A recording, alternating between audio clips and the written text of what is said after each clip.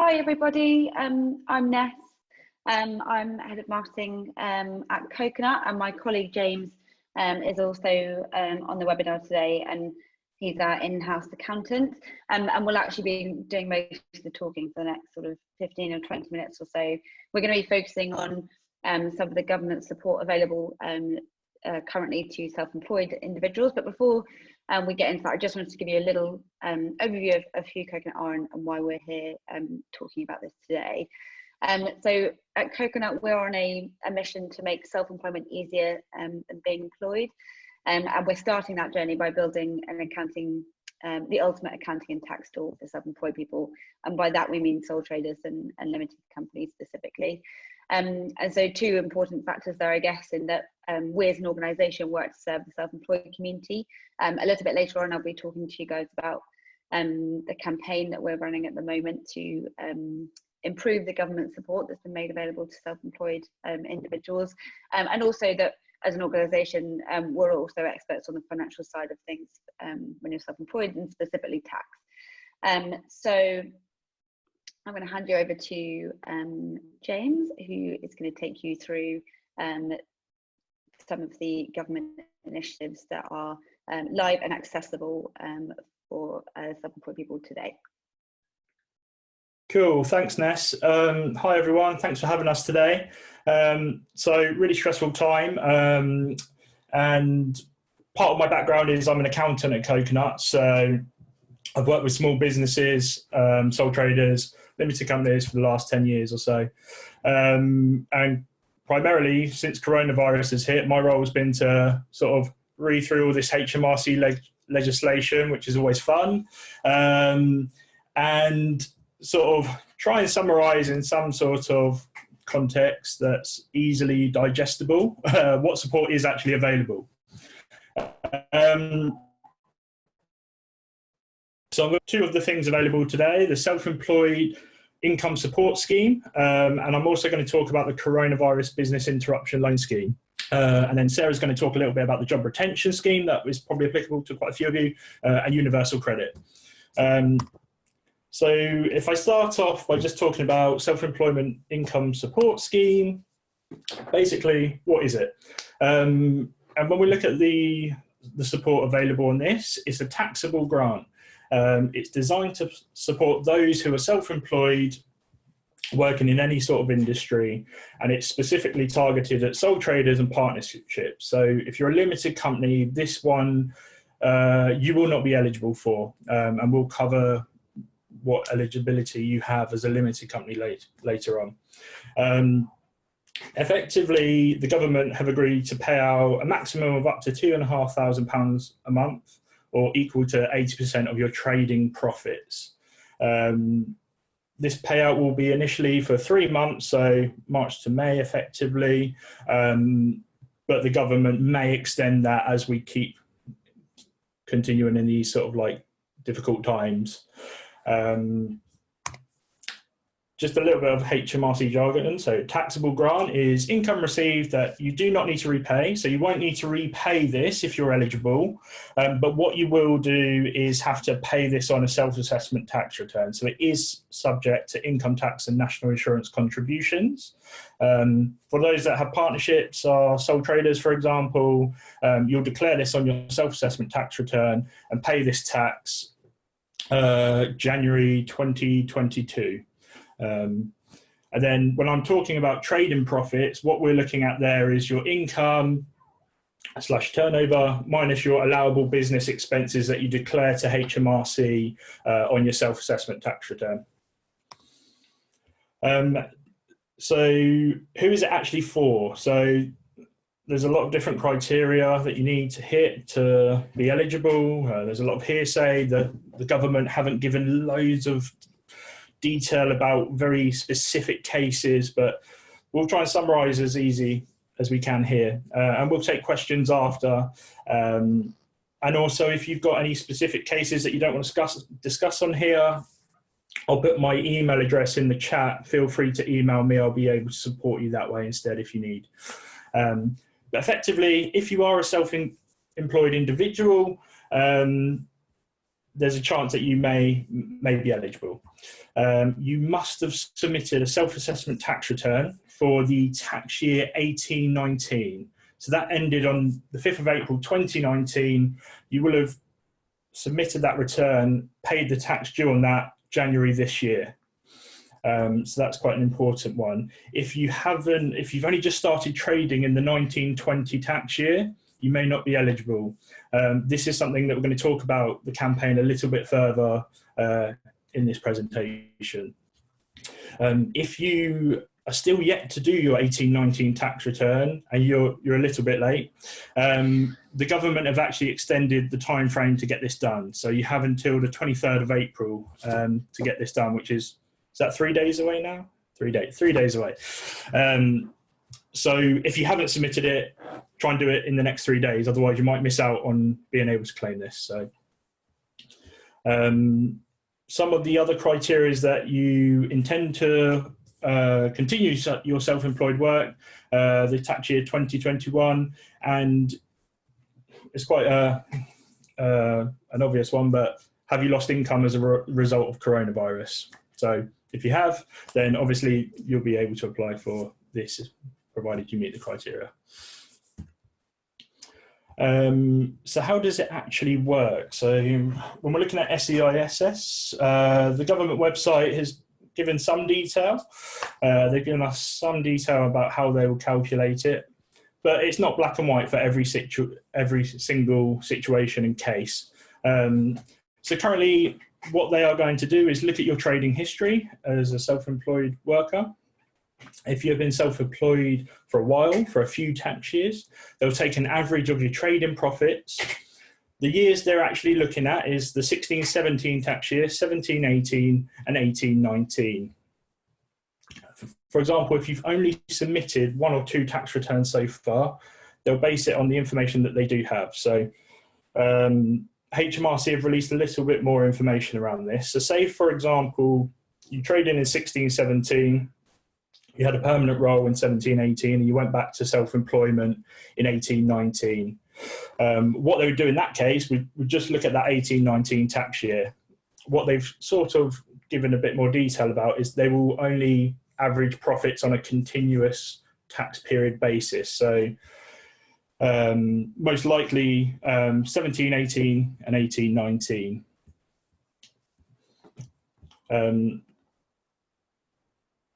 So yeah, payments would be.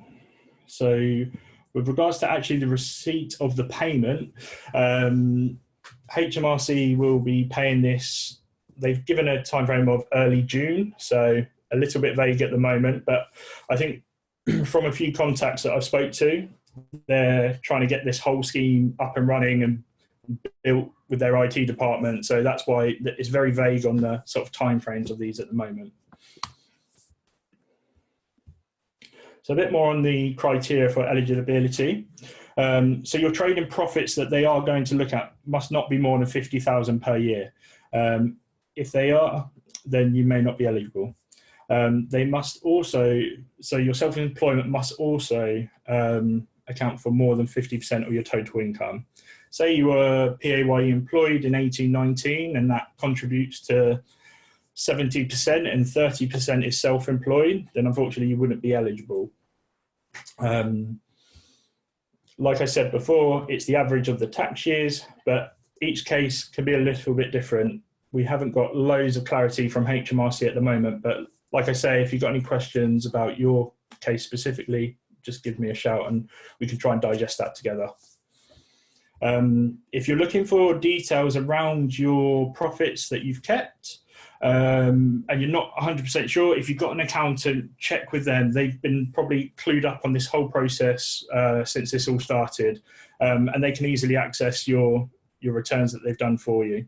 If you've completed your tax return yourself, log into your Hmrc account online. You can look at prior year self-assessments, and what you're looking for is the employment pages. They'll tell you where you've got your profit for each year that you've completed a tax return.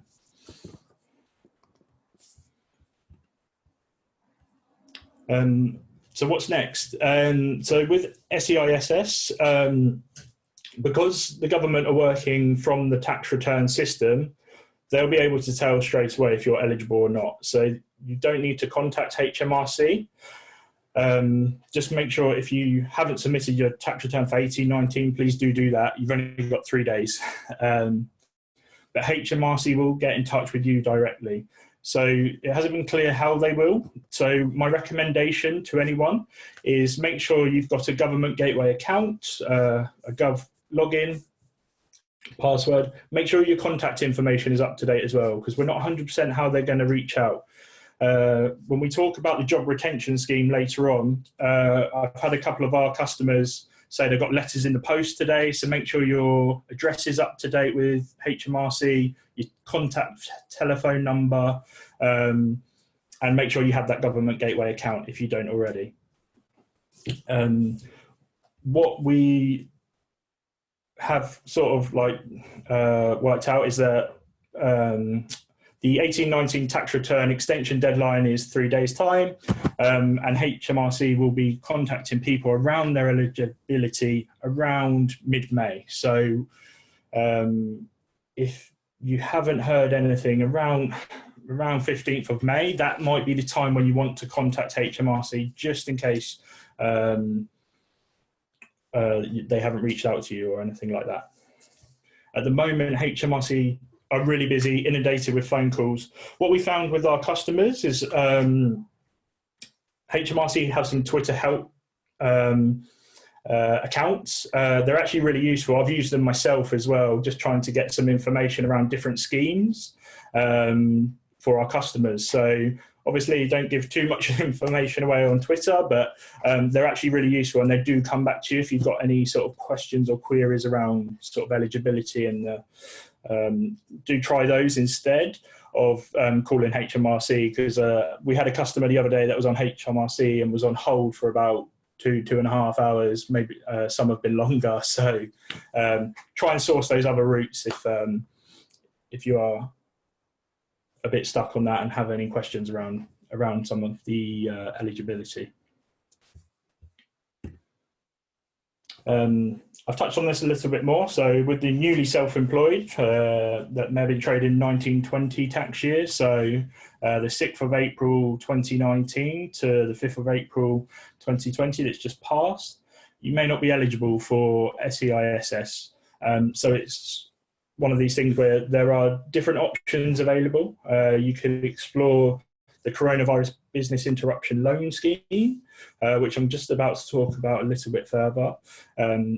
There's also universal credit as well that you may be eligible for, and some of the things that Alison has said already to support with your cash flow and everything like that. So if I move on to the Business Interruption Loan Scheme. So basically, it's abbreviated as CBILS, and basically it's there to support small, medium businesses to either access loans, overdrafts, invoice finance, asset finance, up to 5 million, up to 6 years. The government provides lenders with a guarantee of 80% of each loan. The loans are interest-free for the first 12 months. And they've sort of eased the restrictions. So if you hadn't previously been eligible for a loan, like maybe explore this option, because the government are trying to make this as friendly as possible to get that support. There are 40 accredited lenders that are able to offer this scheme, including some of the major banks. And like we said earlier, we'll share this document, and there's some links there to sort of seek the further help. So who is CBILS for? Effectively, based in the UK, you have to have an annual turnover of up to 45 million. And some of these lenders are asking for a borrowing proposal, which I'll touch on a little bit more. But what's important with these CBILS loans is that they're available for anyone. So they're available for sole traders, partnerships, limited companies. So if you're one of those three, you'll be able to apply for this loan for support if you may not be eligible for other things. So I know it's difficult. You may not want to take a loan on at this point, but so, you know, if you need to keep your business going, this could be a good option. So what is a borrowing proposal? So I've been looking extensively into these lenders. There's around 40 of them, varying different lenders, varying different requirements. Some are asking for borrowing proposals, some are asking for self-assessment tax returns, company limited accounts.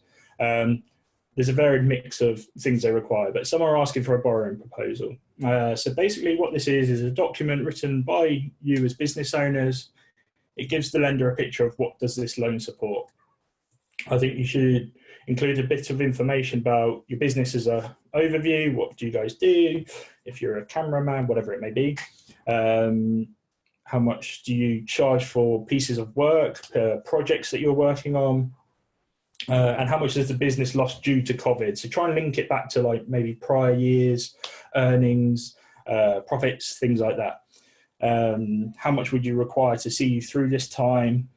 It's a very difficult thing really to estimate, but I think if you use prior information and accounting information that you had before, that will give them a good idea that you've sort of like understood your position and the loan that you may need. I think you need to have like sound financial reasons for that, and if you base it off prior history and accounting information, I don't think anyone can really argue with that, can they? So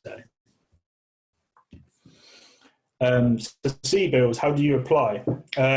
So as I've mentioned, there's 40 different approved lenders, and you approach them directly. So you will go on their websites, they'll have a section, they've either got a contact number, they've got online processes. It's a bit of a minefield, if I'm honest. What you might want to look at is some sort of comparison sites. There are some out there that will look at these CBIL loans for you and sort of compare what you need with each lender and whether you're actually eligible. Because some of the mainstream banks are only accepting existing customers. So say you're not with HSBC, you're obscure with some other obscure bank that's not one of these approved lenders. HSBC wouldn't even look at your application, they won't let you. So it's quite good to do a little bit of research on these if you are going to look into these loans. Have a bit of research, look for some sort of like compare the market sort of tools that can summarize quickly the lenders that you may want to focus on instead. Lenders will not take personal guarantees on any forms of loans below 250,000, so that's also worth noting. And then that's probably the most information about CBILS at the moment. Like I say, if we've got any questions, we'll address that in the questions section. And then here we're going to talk a little bit about the people that haven't been supported, that have fallen through the cracks. So this is primarily, we've got self-assessments for the self-employed for 1920. They've just started out in this tax year, sort of fallen through the cracks. Rishi Sunak has sort of like missed these people. If you're a sole director of a limited company, they don't factor in dividends in any of these support schemes. So I'm going to pass you over to Ness that will just talk a little bit more about what we're trying to campaign for. Thanks, James. Yeah, this is just a really quick note in here, I guess more so to acknowledge that the current government schemes available don't currently work for absolutely everybody. So if you feel that you're being missed in this, or sort of don't panic too much just yet. Like there are a lot of people that are missing, and that's one of the things that we at Coconut, along with a whole host of our partners who also work in the same sort of industry, are working towards urging the government to change some of these packages to broaden them. And there's kind of a few core areas that we're focusing on in our campaign, and that campaign has included letters to the Treasury, which actually were picked up and submitted by the Treasury Committee last week. So we're actually quite hopeful that in the next week or so there'll be some new news coming out around support for the self-employed. But that is, we fundamentally believe that people who are recently became self-employed, or in fact recently transitioned full-time to self-employed. They may have been doing a mixture of employed and self-employed for quite a long time, and in the last 12 months or so taken the plunge to full-time self-employed, and now are finding themselves in quite a tricky position where they're not covered by the self-employed income support scheme or any other support available. So that's one thing that we're campaigning for them to allow the most recent tax return in the calculation. So the one that was completed as of the 31st of January this year. We've also built a web tool that is available to absolutely anybody. You can see the link on the screen there, self-assessmentcalculator.co.uk, which you can use. You don't have to be a Coconut customer at all to use it, but you can quickly sort of compile your tax return, if you like. It will spit out the numbers that you need to then go and submit into Hmrc, which if they do allow tax returns for 1920 to be included, you'll want to get that return in pretty quickly. So that's essentially what we've tried to do here, is build a tool to enable people to complete their tax return in super quick time, to stand the best chances of accessing support if that decision is made. The other thing that we're working on is trying to look at how we can get payments to people quicker, or what recommendations we can provide to the government for that, because currently under the self-employed income support scheme, we're looking at sort of June onwards for payments to be made. That's going to be up to 3 months after people started losing their income, which is an enormous amount of time to wait for support, especially when, you know, it's tough even to kind of consider the amount of payments that we're all facing today. So as Alison said earlier, there's some great stuff out there to help you with cash flow if it's something that's worried about, like mortgage payments, rent holidays, things like that. So do look into those. But we're also trying to figure out how we can help the government get money out quicker. And then the third one, and perhaps one that you've probably seen talked about most, is the lack of support for sole directors of limited companies, which many people operate in that way today. It's not a particularly unusual structure, but something that has been is kind of a glaring omission, I guess, from the current support scheme. So I know that Sarah is going to talk to you a little bit about the job retention scheme, which is relevant for sole directors of limited companies. So without further ado, I will hand over to Sarah.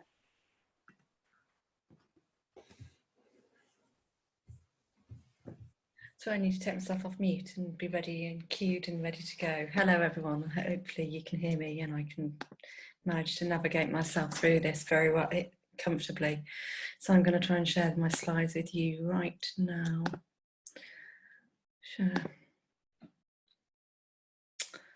Right. Just to start with, I'm an HR agency and managing director of an HR agency that focuses purely on the media industry.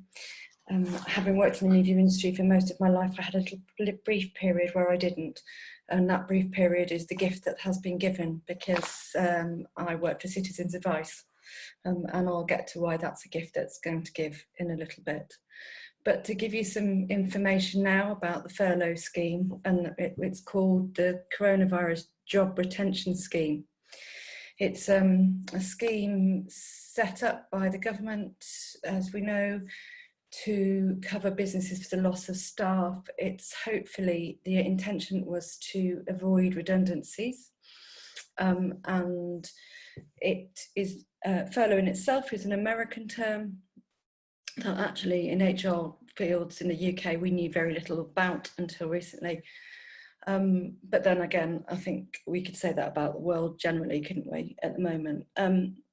If you are employed by an employer, you will need to have two options for it. One will be something called the lost clause, which is a layoff and short-term working clause, or you will need to have be consulted unless you're on a fixed term contract, and then the rules are very slightly different. The furlough scheme covers up to, as you can see on the slides, up to 80% of your monthly wage, or a cap of 2,500, I should say. Employers are able to top that payment up by the extra 20%, so you get the full payment. But I understand that not all of you are going to fall under the employed in this sense brackets, so we'll move on in more detail. I'd also like to say that usually in my slides I put pictures and make them a little bit more pretty, but these are not that, so I do apologise. These are very wordy. Right, let's go down. Who's it for? So it's for limited companies who started a payroll, a PAYE payroll on or before the 19th of March. If you need individual guidance, as James said, I will give it to you. I'll put my email address into the chat box, and if you need individual guidance, there are some ifs and buts around some of these things, and it would be best to have a conversation. This is purely if you are a company employing people, obviously, and if it's in a freelancer, of course, you can always pick my brains as well. I'm happy to do that. You are enrolled for PAYE online, and it works in a 3-week furlough. The furlough scheme works in a 3-week cycle. So if you are furloughing or furloughed people, or a furloughed employee, it works in a 3-week cycle. It doesn't work in any other less than that. So it can be extended, but if it's less than that, then you would not be eligible for furlough. So, but there are some details that sit around that. It includes sole directors of limited companies, but only if you are paying yourself through PAYE. I should get my words out. Dividends are not included in that calculation, which means that quite a few company directors are falling outside of the scheme, unfortunately. So if you're not an employer and you're an individual, what does it mean for you? Well, you can, once you're furloughed, you can not work for that company that has furloughed you. You can volunteer for them, but you can't do anything that generates an income or provides a service. You can work for another employer, for another other than the organisation that's furloughed you, and you can work more hours or less hours or whatever you choose to do for that other employer. However, you should be available at all times to return to your original employer, and that notice is as short as they want it to be. In fact, in some situations, there's a kind of a campaign going on to make sure that companies are fair about what that period is, because some companies may well sort of send you a text that day, want you in right now. Well, of course, that's not really reasonable. So there needs to be a period, agreed period, and that will come as we move into that place where we can start to bring organisations back in. You can take holiday, but it will not be classed as holiday under the payroll terms, and that's currently as it stands today. This legislation changes every 2 seconds, so currently as it stands today, that's how it is. However, it may change. Maternity pay and maternity pay will be calculated at pre-leave, your pre-leave pay calculations, and furloughing is possible, but it will still, you will still be, during the period of maternity leave, you will still be paid at your pre-leave calculated sum. If you are sick whilst you're furloughed, you will be eligible for SSP, and what the government are asking and advising, and so are Hmrc, is that companies actually pay you at the furlough figure rather than the SSP figure, because it would just be more reasonable. There is a big movement within the employment world to which came about from the Taylor Review to act more honourably, particularly to those that are within the gig economy and sort of 0 hours and that sort of thing. And this is why this bit exists. If you are at home due to childcare, you should be furloughed, and you can ask your employer to furlough you. They should do it anyway. And I can see no reason why a reasonable employer wouldn't do that. If you're in a shielding group, you will be paid at SSP. By shielding, that means a group that's been identified as vulnerable and at home because of that. Of course, there are differences in that. Should the whole organisation go to shutdown, then there may well be variants around that. But currently, it is, if the company is still performing, and you're in one of those shielding groups, you'll be paid at the SSP rate. So to continue that, if you are at home shielding a family member, so as in you can't go into work because you're shielding them, what they're saying is if you can work from home, and of course if the company is still performing, then they ask that you work from home and you be available to do that. However, if that's not possible, because the company stopped performing altogether, you will be eligible for the furlough scheme. And if perhaps some good news here is if you are classed as a casual worker or 0 hours, so you are paid occasionally through a payroll scheme, you will be again eligible for furlough. Now it will be based on an average of the salary over a 12-month period, and that only came in on the 6th of April. So some organisations may have been so swamped by the furlough that perhaps they didn't move to that quickly enough. So I suggest that if that is your situation, you talk to your employer about that and perhaps highlight that that was a change that was made. If you're on a fixed term contract and the contract was terminated before its end date due to this outbreak, so due to coronavirus, and that company are furloughing, you are entitled to be furloughed too. If you are on a fixed term contract and that date runs out whilst you are furloughed, your employer can extend your contract to cover you. Now I've got that information today from a furlough expert of mine who is informing and working with the CIPD and various other big organisations. So that's live information. I say that's live information. By the time I get off this call, it will probably change, but that's just the nature of this beast at the moment. However, that's where we are at the moment.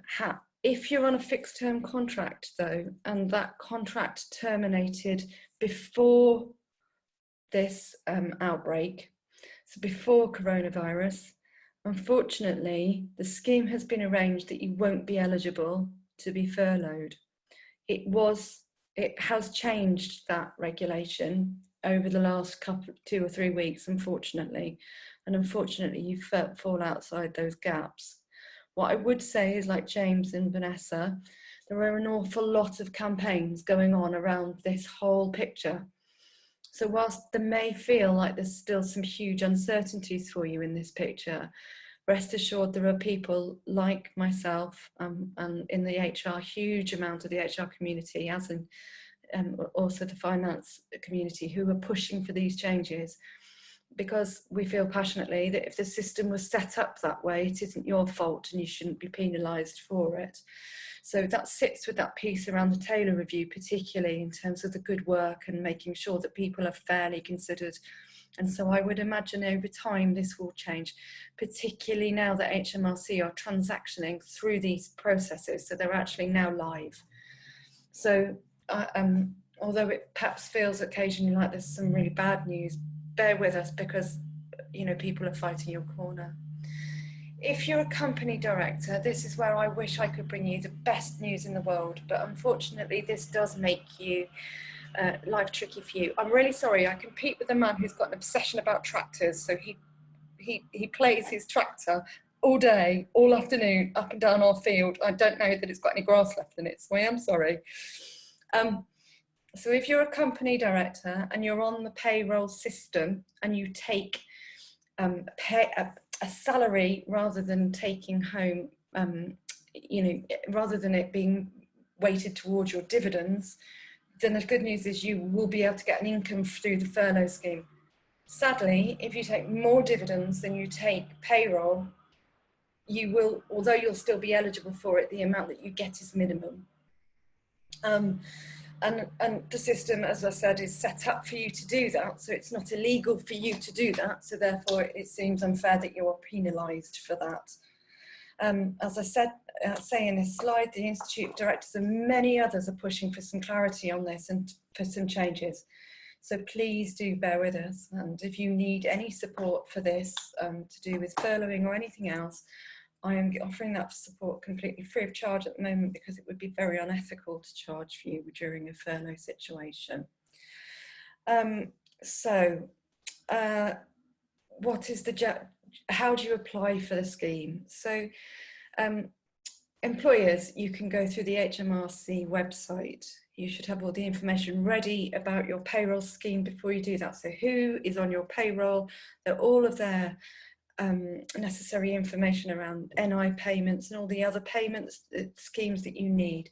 Some things you'll be eligible for, and some things you won't. So for example, in the scheme, if you're on a commission-based salary, unfortunately your commission may not be calculated, and that probably doesn't apply to many of you, but for the purposes of this, you will need that information as an employer to go to this go through the furlough scheme on the Hmrc website.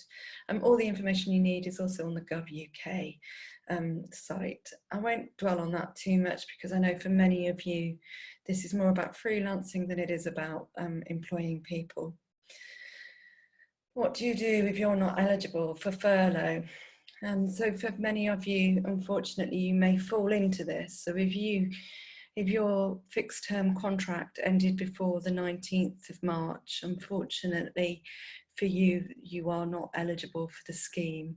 If you are newly self-employed, as James said, again, you are not eligible, and directors that are on minimum payroll and maximum dividend payments.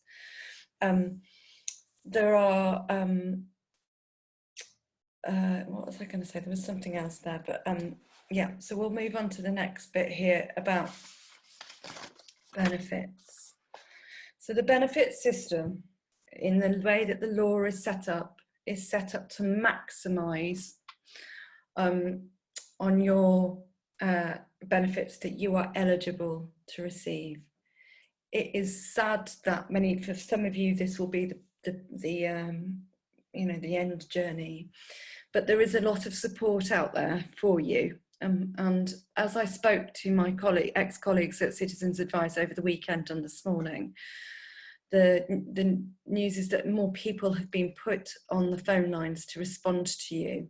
So you are very much, as Alison said, not alone. You are very much being supported in a system that for some will be not the news you really want to have, but there are people going above and beyond in every single corner of this situation, particularly within the Citizens Advice, the Trussell Trust and many other benefit schemes to support you. Within the HR world, there has been a huge amount of extra resource put on to the Universal Credit Helpline. So although you may find there are some delays in getting through, particularly on days like today when furlough is kicking in, what you'll find is that there is a huge amount of very sympathetic and empathetic at the end of the line. Citizens Advice particularly will have more information than just universal credit. They have to their hand an awful lot of support for you. They work tirelessly, regardless of this situation, to help anyone who is vulnerable or otherwise, who needs support from Citizens Advice. What's brilliant about that is all that data is captured with your consent in a database, which is then used to campaign tirelessly to make changes. Those campaigns are so successful that they've made changes to the energy system that we have and many other things. So don't feel that your voice is unheard if you do have a voice that needs to be heard, because it will. What I didn't put on here is things around those who are perhaps feeling more vulnerable, not just financially, but perhaps from a domestic abuse situation. But again, there are an awful lot of support. So if you fall into that group and you are a victim of domestic abuse, please check out Rail for Refuge and Women's Refuge. They have a huge amount of support available, and Rail for Refuge have set up rescue centres on trains for people who are victims. So to move on to the benefits for you, as I said, as you can see in the slides, there's the links there, and I'm sure that these links will get forwarded with the slides, so you'll be able to see those. But for a starting place, go to Citizens Advice website, and it will point you there. It has tons of information. Once you're in the system with Citizens Advice also work with the Department for Work and Pensions, so they are a supplier to them. but they will point you towards universal credit, or you can go, and you can see the telephone number on there yourself, you can go directly to the helpline. The information I've been given for today is that as soon as you get your application in, the better. The reason for that is that there is a 5.5-week delay, planned delay, for every application. That's regardless of the coronavirus situation. The reason for that is because they need to do background checks and various other checks before just to make sure you're eligible and your application can be put through. Of course, they will do everything that they can to make sure that your application is maximised, and should there be an issue with that, go back to Citizens Advice, who will help you.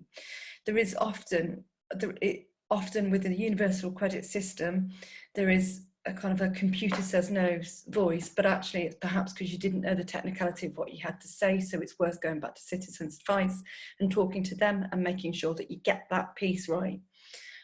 However, don't despair, because it isn't clunky, it isn't horrendous, it is a government site, so it is a bit of a pain, but it's not awful, and it's not there to shut the door in your face. As the law says, once you are within the benefits system, you must maximise the benefits available to you, and that's what will happen once you trigger universal credit.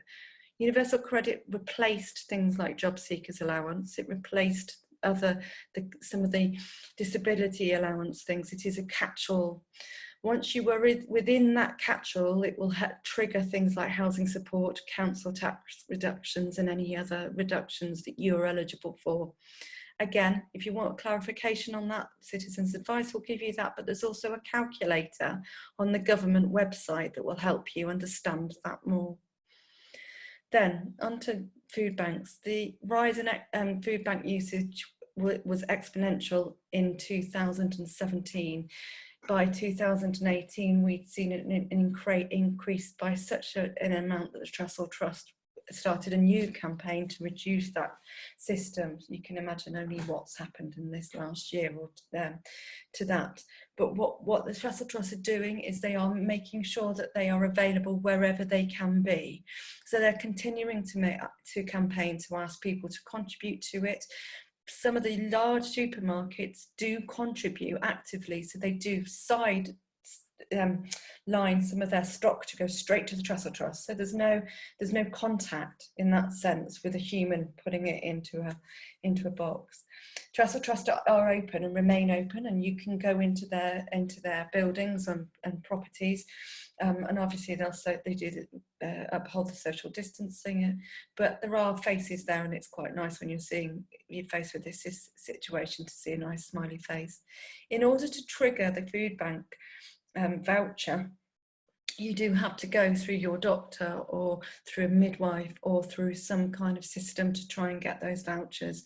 Your doctor's surgery will know how to do it, so you can just make that call over the phone and they will tell you how to do it, and they will probably leave you those vouchers or some such. When I worked for Citizens Advice, there were all manner of different ways to get those vouchers, so it's worth you now checking the Trussell Trust for that information, because it may well have changed in this situation. And as Alison said, there are things like mortgage holidays, credit card repayment holidays, and various other things for you.